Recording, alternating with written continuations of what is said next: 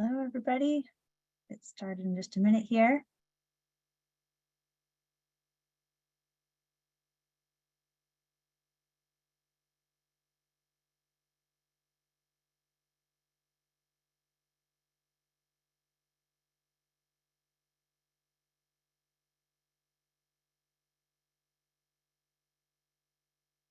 Oh.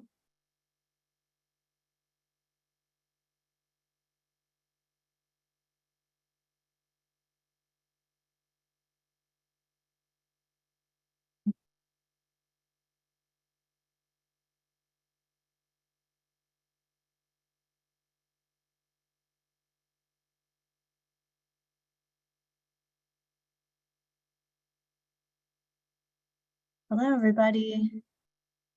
We'll get started in just a moment.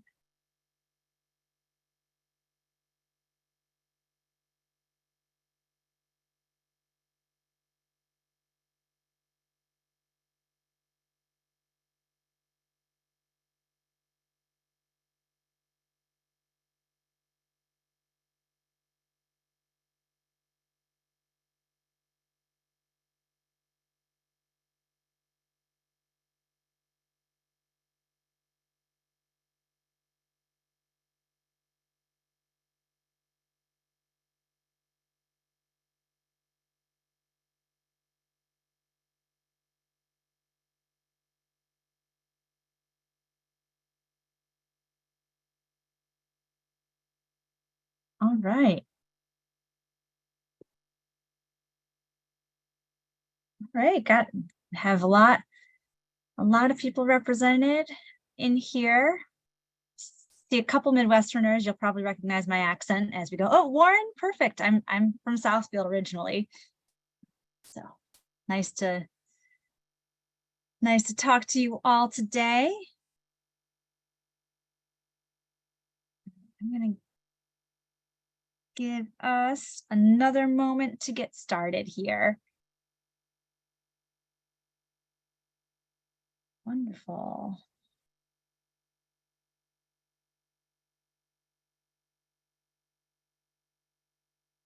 Accent? What accent? Oh, listen, wait till you hear me talk.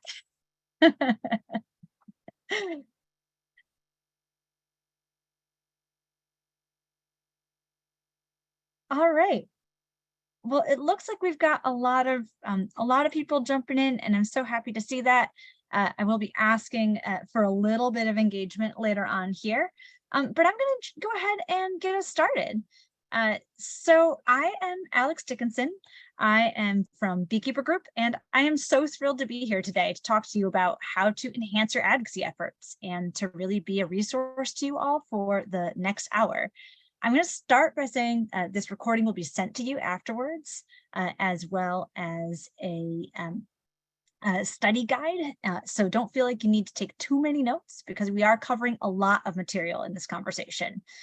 In addition to my work with Beekeeper Group, which I'll explain a little bit more in a moment, I'm an adjunct professor of graduate level courses on this subject. So the 201 here resonates with me deeply, but I am intending for it to be as open and understandable and also challenging for you all as you are seeking it to be.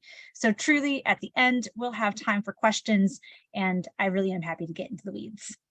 So looking forward to jumping in, let me share a little bit about who I am as well.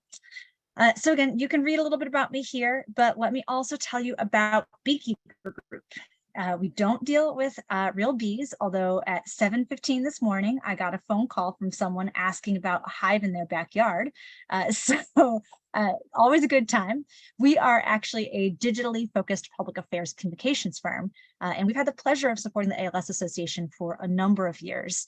We help organizations create and execute on strategies and content that empowers people to advocate for issues that matter. So we believe that your bees, who are like your supporters, are already buzzing, and you need a beekeeper to help you build a hive or a hub and help you manage the buzz. So getting the word out there as well. I have been with Beekeeper Group for over 10 years. And prior to that, I worked at C-SPAN, where I spent a lot of time watching the legislative process in action. So I have a lot of insights into this, and I'm excited to talk about that. But before we go on, I do want to make sure to thank our sponsors. So a quick shout out to some of the gold and silver level sponsors today. Advocacy is all about forging connections and delivering your message, and that can't happen without an enormous network of support. So without further ado, let's talk a little bit about what we're covering today. We're going to talk about digital tools, and specifically ways you can use these tools to help you advocate and to connect your message to lawmakers. We're going to learn how to create and use materials that can be leveraged to inform, educate, and persuade. So again, not just the lawmakers, but also the people who have their ears, so their staff and any committee members and any committee staff that they might have as well. And by the end of the session, I would love for you all to really understand how important it is to elevate constituent voices using online digital tools. And I want you to learn how to connect and align ALS Association's messaging priorities with content relevant and appropriate to target audiences. And that's going to help us achieve longer-term advocacy and legislative goals. I also want to examine some of the cutting-edge tools and best practices around advocacy messaging. We're going to do this in a couple of different ways. The first is by starting an understanding of the critical importance of your audiences and how everybody fits together. Then I want to talk about why constituents or people who live within the district of a representative or senator are a critical asset. And then we'll shift to look at some tools and some specific ways that we can engage. I've loved seeing all the hellos in here, so I do want to take a quick moment to ask you all a question. So pop something in the chat here. Have you engaged with an elected official before, whether that's been through a meeting, sending an action alert, a letter, a tweet? What are some of the ways that you've engaged? Let's get some notes here. Action alerts, lovely, great. Met in DC, fantastic. I figured this was going to be a really engaged crew, so I'm excited. Wonderful, seeing a lot of people who have gone out and met people in person, or maybe in the past little bit. And oh, look, someone who was in a photo earlier, so that's very exciting. Yeah, and that I see someone just chimed in with digitally and via Zoom as well. So lots of different ways and lots of things that have changed in the past 3 to 4 years about how we're able to engage. This is fantastic, and I'm so excited to see that you all have that experience. I do want to talk a little bit more about why that experience is so critical. So let's jump into, as I said before, talking about audiences and understanding audience and how we fit all of this together. Oh, I'm seeing a couple people who have worked on the Hill as well. And I want to call out this other person that says that they've been involved with politics and government since they were a kid. I think it's so critical that we understand that, you've heard the phrase politics is, all politics is local. All politics is personal as well. And it is part of our obligation as a member of our society to go out there and share messages that we care for and advocate for causes that matter to us. And I think once we start to identify the ways that we can do that more effectively, we are able to support and encourage better democracy as well. So this is all about being good, informed citizens, but also really making sure that our messages go to the furthest extent that they can. So talking about audiences here. As I mentioned before, with advocacy, it is all about connecting with the right people and the right decision makers. And when we say right, we mean a few different things. I started this with the mindset of, have you connected with your representative or someone? Have you done any action beforehand? And oftentimes that's just going to be to your representative. But it actually is a much more complicated landscape than that. An organization like the ALS Association is a hub for advocates and other stakeholders alike. It's really important that we understand the universe of people who the association serves and represents. And I bring this up mostly to help us understand and contextualize what advocacy really does. Your efforts as an individual advocate or someone who's helping other advocates are deeply connected with a number of other efforts. And they're also all working to provide critical pathways to supporting one another. So with the ALS at the hub here, when you are advocating, you are also connecting with different stakeholders. You are making a difference for all of these different connected people. And of course, the critical pathway that we need to think about is at the bottom here with our elected officials. The multiple stakeholders can add a level of complexity because to how we push for change. Because there are these deeper relationships. There are these things that you want to consider and that you want to keep in mind. And it really showcases how your role as an advocate can be unique and critical. So that's one part of the mindset. Let's also talk a little bit about, I actually am literally overlooking the Capitol building right here. So let's talk about our colleagues just over and in this direction on the Hill as well. 2023 has been a particularly interesting one for advocates. But as we examine the overall landscape and the complexities of those interrelationships in that hub, we also need to remember that there's a lot new now. We kicked off the year with a new Congress and critically a new majority and leadership and a multitude of new members. And that means a lot on the Hill. The 118th Congress has 86 members who are elected to their first term, and that is 7 senators and 79 representatives. This is also the most racially and ethnically diverse Congress we've ever seen. But that said, the shakeups that we've seen and the change in makeup that we've seen meant that there are committee chairs and assignments that are new. And although we've been seeing people getting more settled into their roles in the past couple of months, as they head into their first August recess, there's a lot that we need to keep in mind and a lot that we as potential advocates can be doing to take advantage of that, and a lot of considerations that we need to really keep in mind here as well. So I'm going to shift into some sort of psychology, honestly. When we think about how to become an effective advocate, we do need to go a little bit esoteric. Again, I'm going to put my professor hat on for a little bit here, but I promise I'll take it off in a moment as well. All right, so the first thing that we need to think about when we consider deep advocacy efforts is tuning into everyone's favorite radio station, which is WIIFM, or What's in It for Me. The best advocacy efforts build that deep connection between an advocate and a legislator, but it also helps both sides see what's in it for them. So when you as a constituent are connecting with a member of Congress, you are helping them understand that your voice and what you're saying matters to them. And they are having to think about what's happening in your world. You want to create that bridge and that connection, and you want to really forge that through this concept of what's in it for me. So the key thing to remember here is looking at how can we put ourselves in the perspective of the person who we're connecting with and how we are connecting with them as well.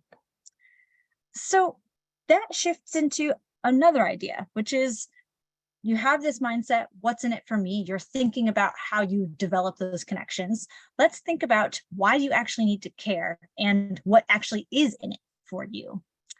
The best actions in advocacy move from what's in it for me mindset over to a critical pathway to action. So thinking about how are you driving people to do what you want them to do? And also, what is it that you want them to do? I think about this as a metaphor of trying to get to the other side of a river. Let's say that you as an advocate have a goal of getting to the other side of a river. You've walked up, I'll use the Potomac since I'm here in DC right now. You walk up to the Potomac and you say, I want to get to the other side. How are you going to do that? Well, there's a couple different ways that you can do that. You can do that by getting in a boat. You can do that by crossing a bridge. You can do that by building a bridge.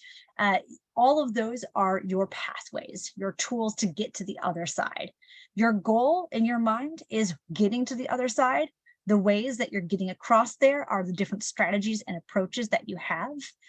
But the thing that is ultimately driving you throughout that entire process is really core to you. And again, it's that psychology, it's that what's in it for you. What is it that makes you want to get to the other side of that bridge, or want to get to the other side of that river? What is it that makes you want to find those different pathways? Tapping into that idea can really help you as a powerful actor in this process. So again, the best way to think about this is knowing carefully who you are trying to reach. So knowing carefully, okay, I'm trying to reach someone on the other side of the river, and also knowing what you want them to do. You can have a vision in your mind of what approach is the best. Now, having kayaked in the Potomac a few times, I can say boat, maybe not your best bet. I would say, given all the red tape, building a bridge, pretty difficult to do. Maybe you do want to find a bridge that already exists. Maybe that looks like adding on legislation to something that already exists and trying to figure out those right pathways. So this is, again, the strategy, the mindset that you need to be in, and the psychology that you need to bring everything with. The next side of this, again, going one more level of big picture thinking here, and that is framing. So when we talk about framing, we talk about this concept of identifying the different tropes and the different ways in which language impacts and shapes advocacy overall. So the political landscape is filled with nuances, references, and Easter eggs almost, if you will. It's the way that we talk about an idea, and it can get reinterpreted using the exact same language, but just sort of reversing it in a different way. A classic example of this is the concept of talking about tax relief. This is a pretty standard Republican talking point. And on the other side, you might have people talking about tax cuts. These two frames, you're identifying this mindset of, okay, here is the word tax that has a negative connotation to it, and trying to then pair it with a word like relief. When you're talking about tax cuts, that's sharing and showcasing your frame of mind, what you're trying to get to. A more specific example, let's say there is a study that is released, and there are two different sides of people who are advocating for a medicine that has just come out, and people who are advocating for caution in approval around this medicine. So let's say after treatment, 70% of patients saw an improvement. So that would be your positive frame here, people going out talking about this. If you're on the other side of this and you are trying to encourage the FDA to say, hey, hold your horses, figure this out, you would say after treatment, 30% of patients did not see an improvement. The point here is what you say matters, and also how you say it matters. So when we are building our advocacy messages, we need to be attuned to the people we're talking to. We need to understand what kind of language and what kind of frames they are going into your conversation with. That means doing a little bit of research ahead of time. It means understanding their perspectives, and it means then possibly navigating some tricky situations where you may want to make sure you're saying things in a way that you'll get what you actually want out of them as well. So again, it's all about tuning into that radio station, thinking about who you're trying to reach, what you want them to do, and then how you're going to say that in the right way. The other side of the how here is going to be the structure of your messaging. So on the structure side, there are three ways that are particularly effective in advocacy messages. This is true of if you are going up and talking to somebody on the Hill, or true of if you are sending a message via an action alert or even a social media post. So the three approaches that I find to be the most effective are AIDA, C3PO, and PAS. I'm going to start with AIDA.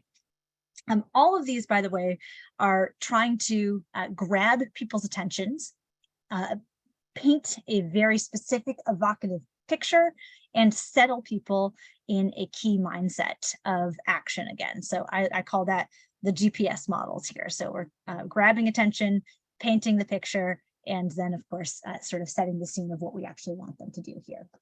So in this first one, AIDA, you are going to be grabbing attention in your first sentence.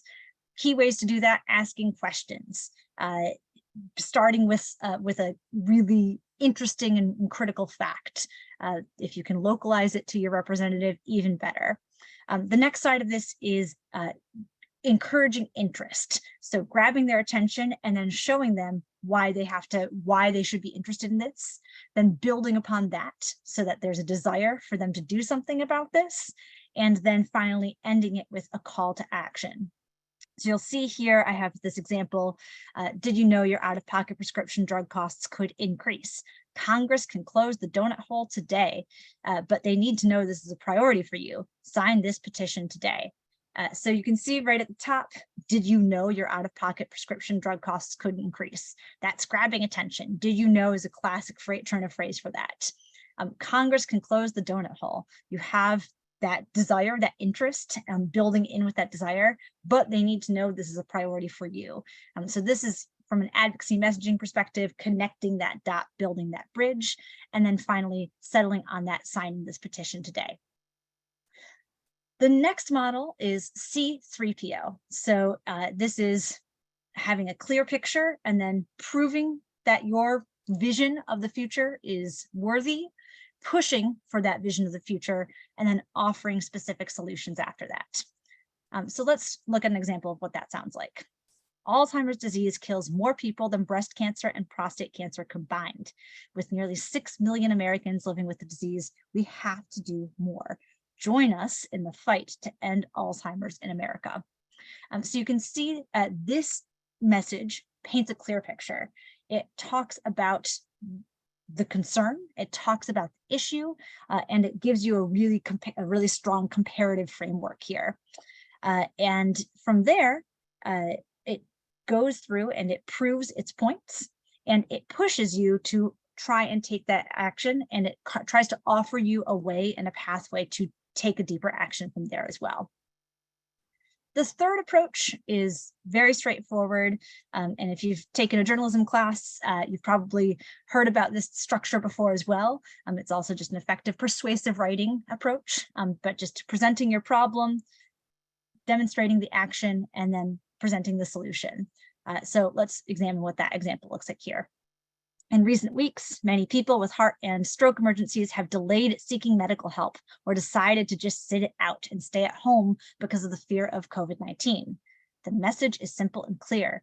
If you are experiencing the symptoms of a heart attack or stroke, don't delay. Every minute counts. So you can see problems set up very clearly in recent weeks. Many people with, so it's talking about what's happening here. It shows the action. Message is simple and clear. If you're experiencing the symptoms of heart attack or stroke, don't delay. Every minute counts. The solution is kind of embedded in there, but you can hear how that activation language can really come through and help drive that message home. So we're going to shift from the audience and understanding some of these key frameworks and basics into a little bit more about bringing in constituent voices and the power of constituency overall. So constituents, or you, are obviously key. It makes sense. Members of Congress are elected to represent their constituents. And so the people they should want to hear from the most are those constituents. There obviously are other influences and other stakeholders, but this is why that hub model makes a really big impact here. When you are advocating through an organization like the ALS Association, you are maximizing that impact. When you are advocating and using messaging that is being resonated across multiple different avenues, you are amplifying that message beyond just your own. So when we're thinking about this, again, it's that direct connection to a member of Congress, but it's also about how can we actually connect it to other people overall.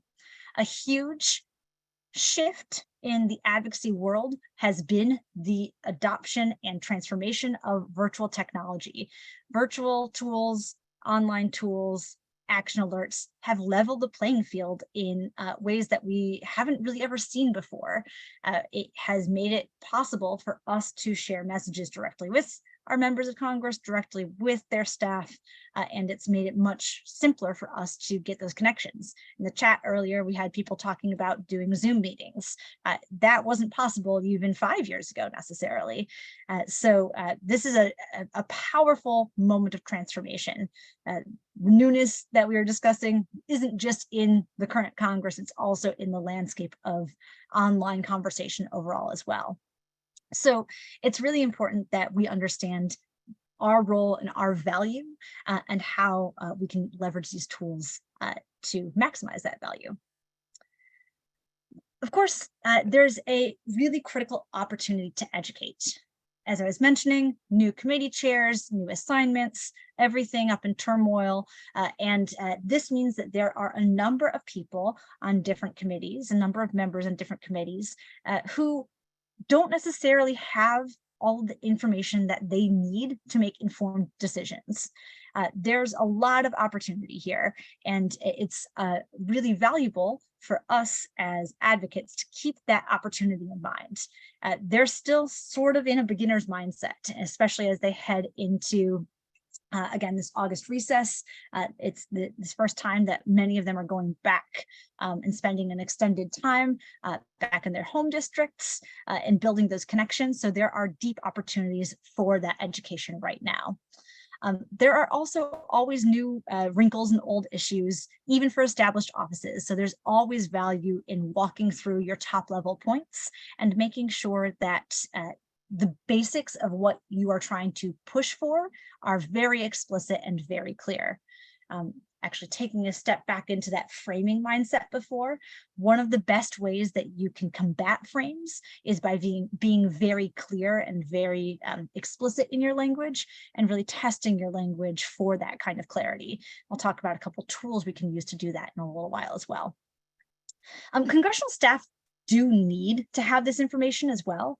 I know that there are some people who I think sometimes feel a little scared or like a little bit of an ick factor when they are doing advocacy. And I really deeply encourage people not to have that, because members of Congress and their staff need to hear these perspectives. They need to hear these angles, and it's really important that we keep that in mind. That it's really an opportunity that we have to help them overall as well.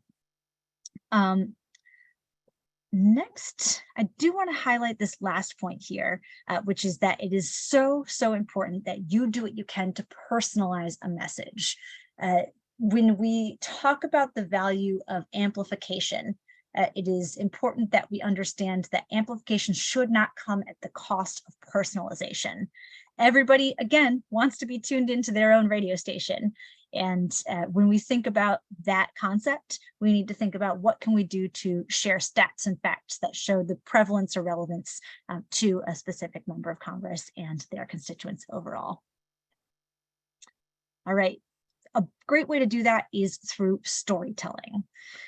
So first-person perspectives, or your stories, are powerful tools. Humans are designed to have these emotional connections to stories. Stories change us, they can transform our perception of the world, and they help us contextualize what we're seeing in the world. So when we tell stories, we are triggering a part of the brain that is connecting to that emotion center. It's connecting to this deeper understanding of what we're doing. Let me tell you a really quick story of a really powerful advocacy example. I was talking to somebody who advocates for hunger issues, and they talked about how they brought an advocate up to the Hill, and the advocate had a belt. And they stood up in the middle of this meeting with a member of Congress, and they took off their belts. And they started to talk about this belt. This belt had been with them. They had been in the Army. This belt had been with them on multiple tours of duty. And when they got back, they had a lot of food insecurity. So they're telling this emotional story. And then they start to walk through the belt. They're holding it. And then they show at the end of the belt that they had to add in, or actually, I guess, closer into the belt, they had to add in extra notches. And that's because of how how much hunger issues affected them. They had to tighten their belts so much so that they could hold their pants up. Now, that's a powerful story. Obviously, it's not my story, but it's a story that when you hear it, you can feel that connection. So if you can find ways to tell stories and, again, trigger that emotional interaction, it makes a big difference for people. So how do we tell compelling stories? Compelling content is obviously really critical to how we tell these stories. It is bringing people, as we said in the C3PO model, to that clear picture, proving to them that this is a important thing to care about, pushing a perspective, and then offering some sort of solution as well. Of course, in the digital landscape, it can get really complicated. Competition for sources across social media means that we need to find ways to cut through that clutter. And that happens through a number of different tools, which we'll talk about in a moment here. But the first and foremost important one is having strong visuals. So if you can show a story, if you can tell a story with that kind of strong visual, think about that belt, that is a tangible item here, then you can build that connection. Additionally, people like to see other people's faces. So if there's any way that you can get a face in a story, again, it helps us hone in on this and really identify that way to build a deeper connection there. The top performing content across all platforms is more often video, and that's because video helps us, again, see people, helps us build that deeper relationship. It's a richer opportunity. So wherever we can try and use video, we always try to. Let me go into just another quick sample here of the real value of visuals as well. Research shows that people remember 80% of what they see and do, 20% of what they read, and 10% of what they hear. Now, I bring this up because it's important to remember that you have to have these messages expressed in multiple different mediums as well. So it is partially having that core visual. It is also having something that connects through. So having that core message that pulls through across what they're reading, across what they're seeing, and also if there's some way to have an audio component. And again, this is why video touches on all of these and can be so helpful. It can make a big difference here. So let's talk about a little bit how you can create some of your own visuals.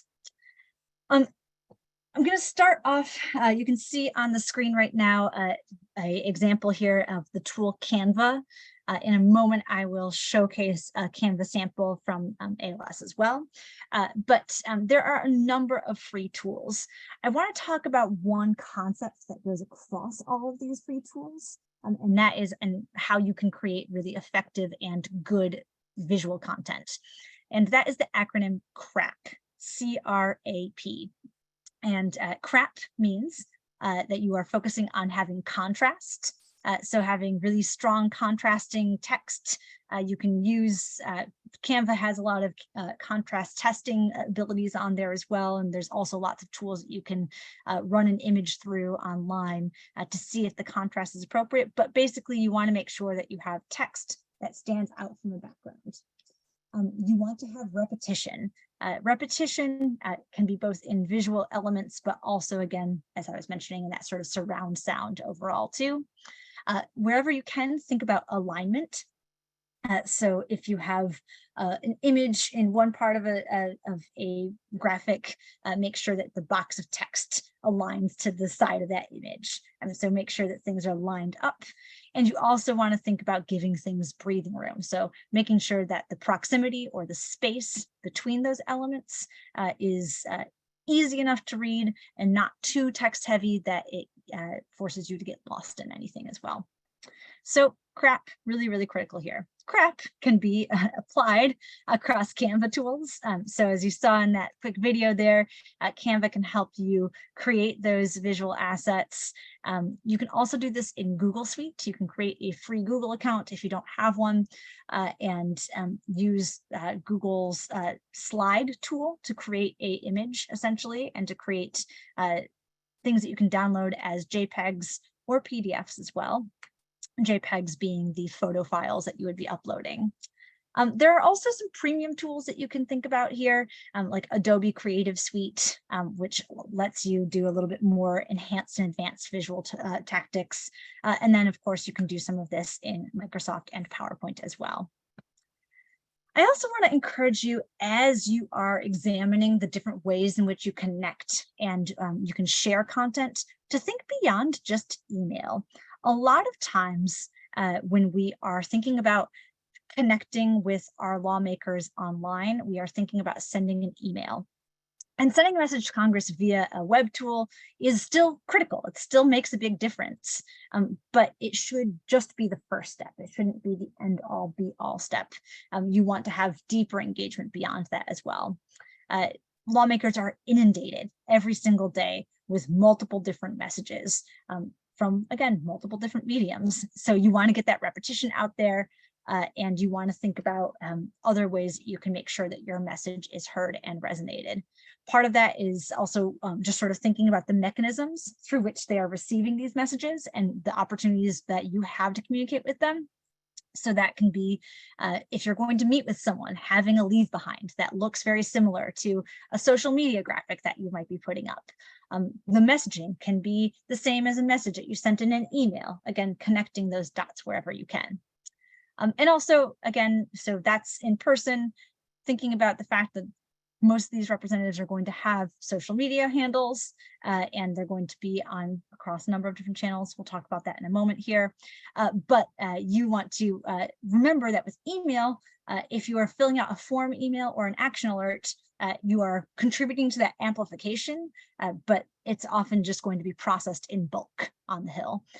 And they're not necessarily going to be individually reading each story. So finding ways to repeat that story over and over again. Just a quick chart here to show also the average annual mail to House offices is up 13 times since 2001.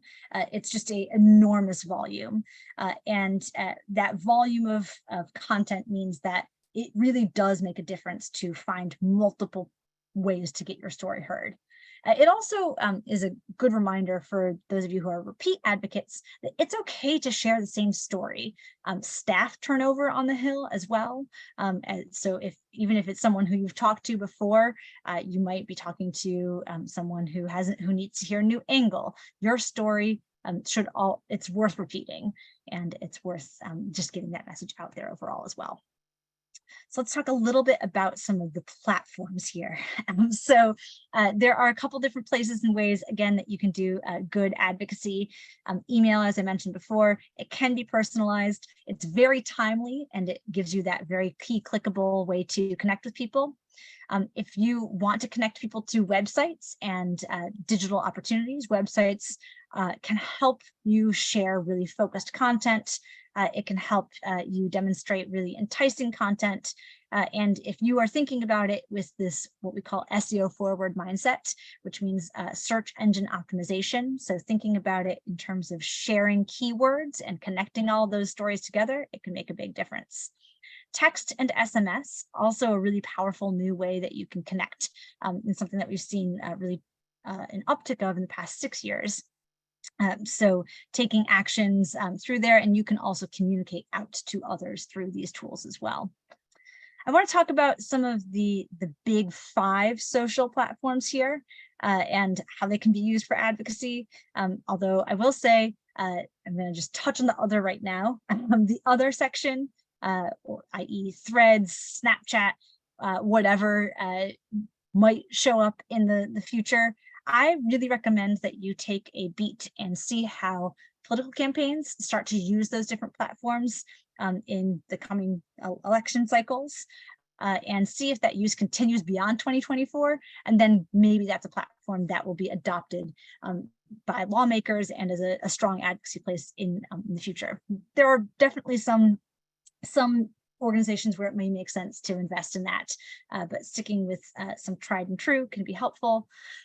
I'm not going to comment necessarily on all of what's happening with Twitter right now, but I will say it does seem like Twitter still is, or X, still is a place where politics and journalists are congregating, and there still is breaking news. So that is a place that you can consider as an avenue for that kind of content overall.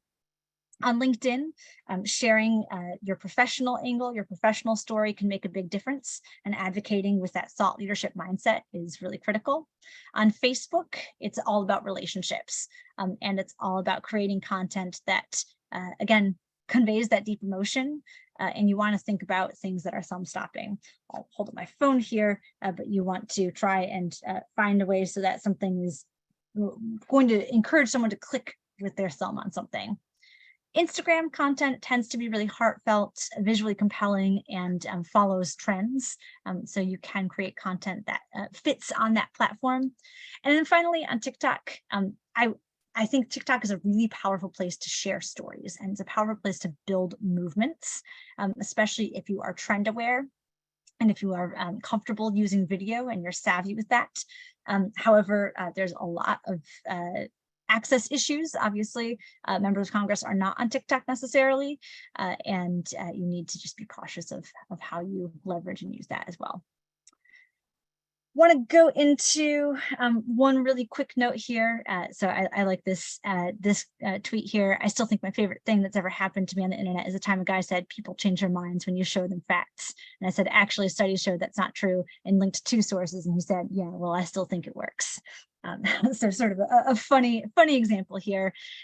Whatever you can do to use stats to tell stories can be really, really helpful. That's why those structures that we talked about before with AIDA, having those proof points and C3PO as well can make a really big impact here overall. So let's take a couple minutes to talk about tips and tools, and then we can jump into some more in-depth Q&A.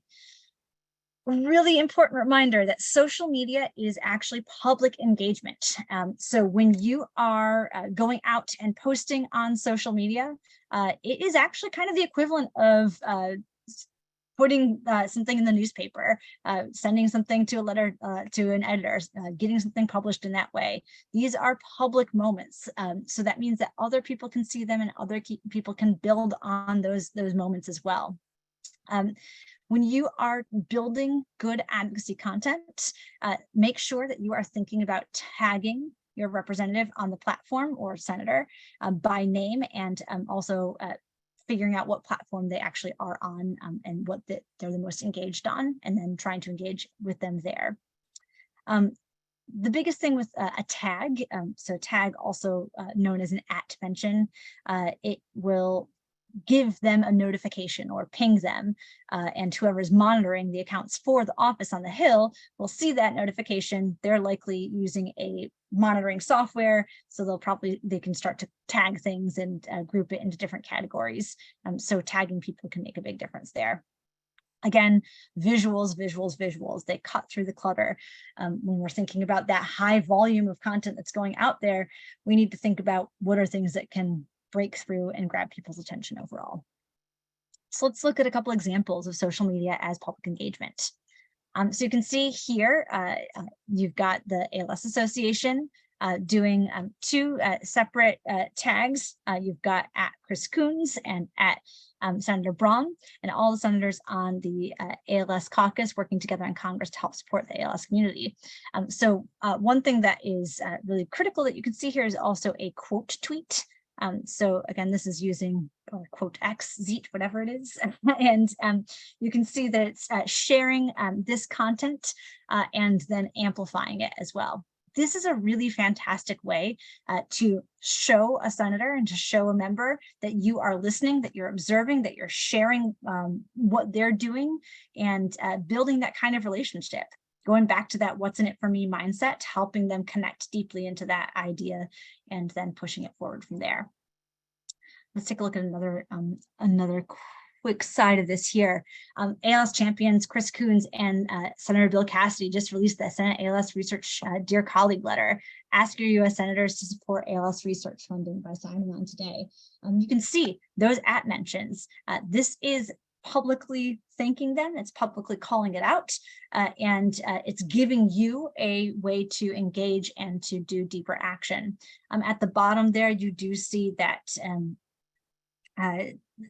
card, essentially, which is the link that sends people over to that content as well, and to really build that deeper connection.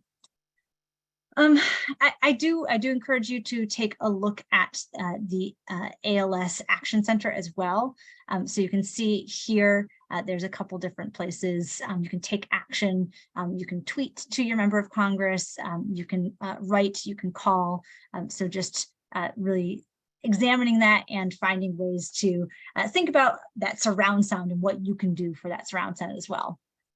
The other side of that, again, I mentioned before that I wanted to showcase creating your own visuals. This link, which you will also receive, goes to a Canva template. And actually, I will stop sharing for a quick moment and see if I can pull up that Canva template for you so that you can see it yourself. Oh, and all right, so in here, Canva, again, a really powerful tool, very, very easy to use. Anything that I'm highlighting here is editable. So you can put in an organization's logo down here or a state chapter logo over here. This Latin or Greek text can all be updated and changed. And it, again, gives you the opportunity to have that really striking visual and that really striking example. Canva overall, just a really pretty easy to use tool. When you go in here, you can actually adjust any of that text and can add different elements as well. So really recommend examining and exploring that as a great way for you to continue creating strong content for people. All right, and just to sort of move us into the last few elements here, I mentioned tips to improve your writing before and how to go through that clarity mindset. This is a tool that I use every single day. It's called Hemingway app. Again, it's a free tool, a free online tool.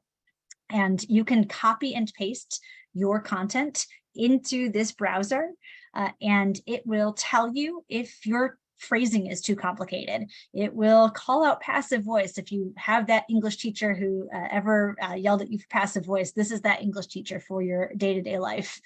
And it's really, really helpful. It also gives you a grade level. When you are writing advocacy content, aim for grade levels between 6 and 9. It may sound a little young, but that's where clarity is, and it will help make sure that your message is getting across in the simplest way that it can.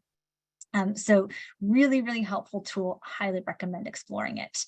Another great one is headlines.sharethrough.com. This is a headline analyzer. You can put in a subject line, or if you have a call to action, you could put it in there, and it will give you suggestions on how to strengthen it, how to adjust it. It'll tell you how engaging it is, and it will tell you how many impressions it would get. So kind of thinking in that SEO mindset as well.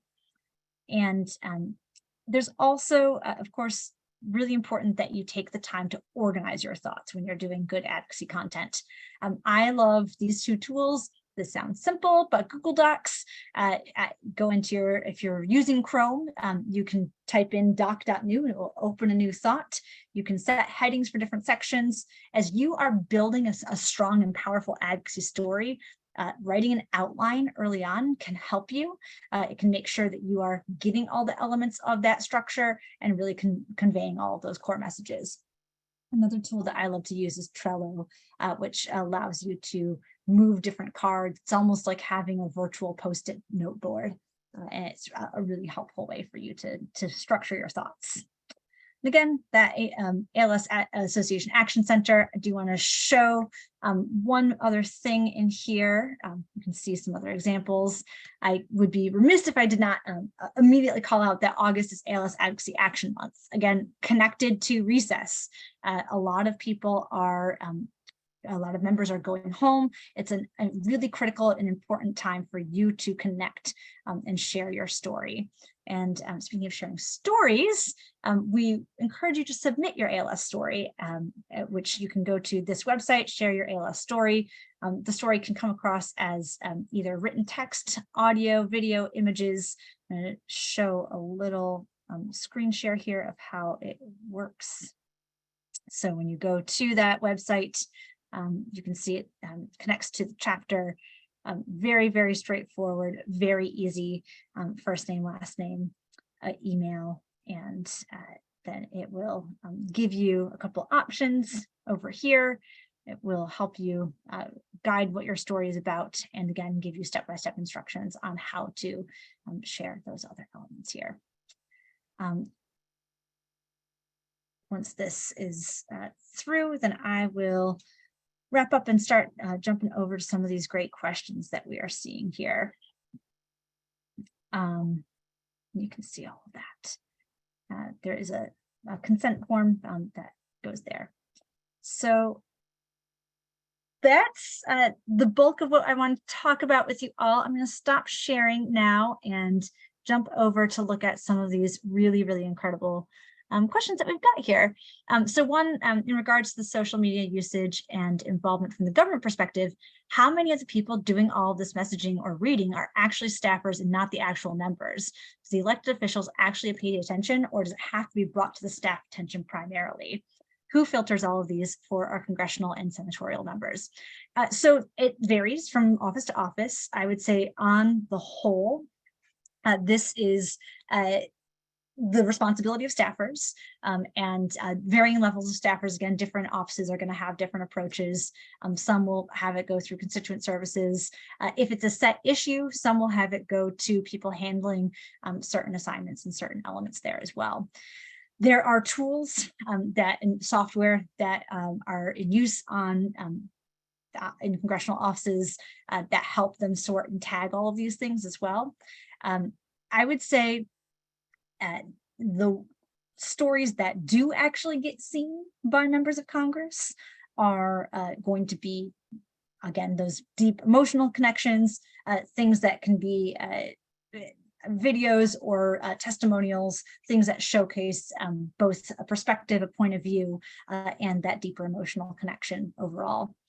I will say, though, I think we put a lot of cachet around talking to a member of Congress because we hired them to do this job for us. We elected them, we put them there, but their staffers are going to be really, really incredible resources for us as advocates. They are the people who are assigned different perspectives and different angles, and they are going to be like connecting all that overall. Are individual meetings effective is another one that I'm seeing here. Yeah, absolutely. You can definitely, as long as you have coordinated and connected, you can absolutely see a lot of value with a one-on-one conversation as well. I see a couple other questions over here. If we, let's see.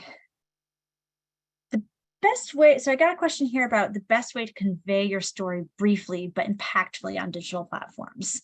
And this is really the best way to do that is preparing your story ahead of time, honestly. So thinking about what is that call to action, using that frame of mind that we were talking about beforehand with the PAS and the C3PO, and just getting the core information out there. You want to, the way that I approach writing a message is I start with what we call a narrative arc. So I will think about this as the introductory message. What's the most important thing that I need them to know? Then the next stage is education. What are the education and proof points? Again, those stats that I might have that I can help showcase to them. What are the points that will persuade them? And then what is that call to action? Once I have those four, it's easy to think about it in that way. Once you have those four pillars, then you can think about how you can rearrange them and how you can say the specific message out to people as well. Where do we get all the facts of what we want done? So the ALS Action Center is a really fantastic resource. There's a lot of materials in there. Dustin might be able to jump in on some of that as well. But there's definitely a lot of different connections. Dustin, yeah, I don't know if you want to jump in. Hi, Alex. And yeah, we had a great question from Ruth Ann, who's a new advocate, and she's feeling a little overwhelmed. There's a lot of great information that we shared today. But and note that we want to make it easy as possible for you to take action. So yes, the Action Center will have information. You can always email us as well at advocacy@als.org to reach out for first steps, and we can connect you to other staff. And also always kind of just make it succinct for you. There's lots of resources we have. And so definitely always just reach out and we can do whatever we can to make it as easy as possible for you to connect with lawmakers as we move forward.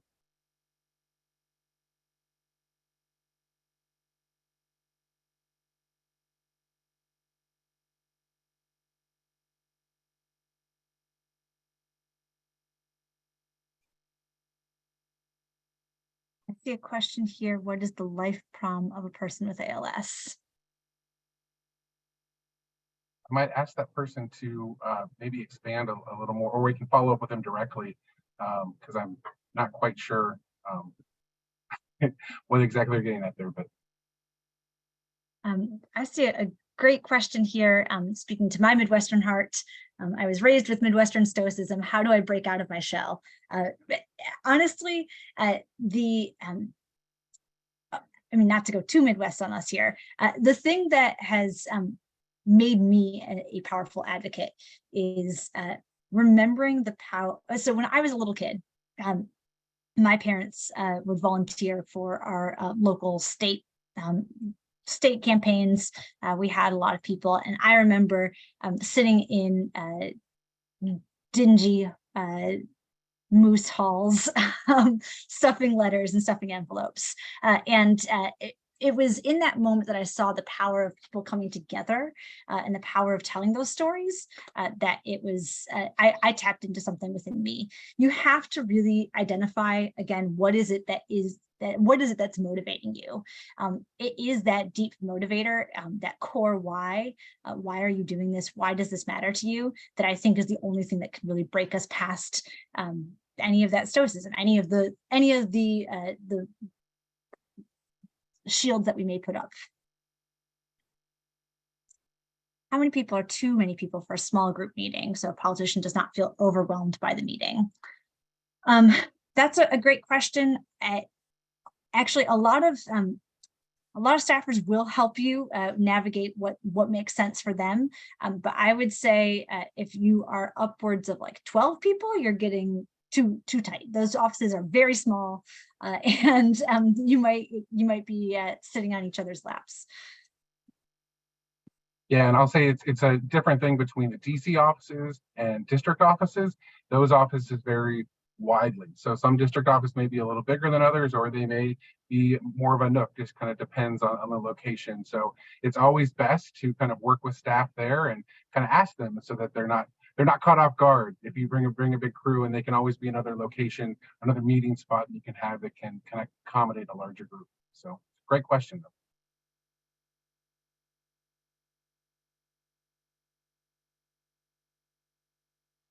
And the other thing I'll note for folks, this is being recorded. We will be sending it out to everyone.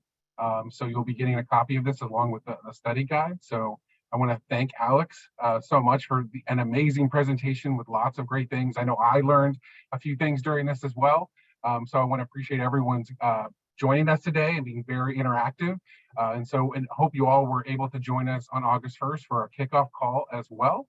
So we just want to take a minute to thank everyone for joining. It's been amazing to speak with you all. And any questions, we got a couple more. I'll make sure we follow up with folks directly.